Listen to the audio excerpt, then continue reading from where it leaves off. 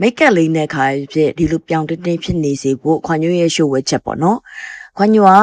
ဒီနေ့ဆိုရင်ခွန်ညိုဘိတ်မှာရောက်နေတာပေါ့နော်မနက်ခင်းလေးကိုခွန်ညိုအပြင်သွားစရာရှိရဲ့အဲ့တော့မိတ်ကပ်လေးလိမ့်မယ်မိတ်ကပ်မလိမ့်ခင်မှာခွန်ညိုကဒီ Catherine Beauty ရဲ့ဒီ vitamin C drop လေးအမြဲခံလေးရှိရပေါ့နော်ဒီလိုဆိုရင်ကိုလိမ့်တဲ့မိတ်ကပ်လေးက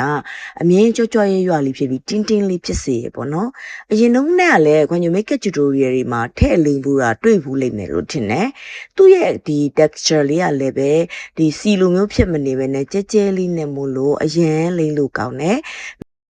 သူကကြတော့ moisturizing effect ကိုလည်းပေးရပေါ့နော်အဲ့တော့ကိုလိမ့်လိုက်တဲ့ makeup ကိုတင်းတင်းရင်းရင်းနဲ့ဒီ lifting ဖြစ်ပြီးတော့အရန်ကိုမျက်နှာကကြည်ကြည်တင်းတင်း glow look လေးရတယ်ပေါ့နော်ဒီ makeup ကိုအရန်ဆွဲရခတ်တယ်ဆိုတော့ makeup တွေဆိုတော့မှပဲသူ့ခံပြီးတုံးထားရင်အရန် blending လုပ်ရတာကောင်းတယ်ပြီးွားရင် makeup finish ကလည်းအခုဒီမှာခွန်ညိုပြထားတဲ့အတိုင်းပဲဆူဆူအီအီလေးနဲ့ finish look လေးရတယ်ပေါ့နော်ဒီလိုဆိုရင်တော့ခွန်ညိုက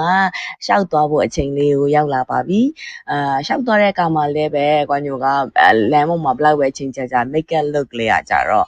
detail လေးဖြစ်နေတယ်ပေါ့နော် makeup လေးကလော moisturizing ဒီမျက်နှာလေးက moisturizing တဲ့အပြည့်လေးနဲ့တင်းတင်းဆူဆူလေးဖြစ်ပြီးတော့ဒီမှာဆိုရင်ခွန်ညိုကိုယ့်ကိုကျေနပ်ပြီးတော့ဗီဒီယိုလေးရိုက်ထားတာလေးပေါ့နော်ဒါလေးထည့်ပေးလိုက်တယ်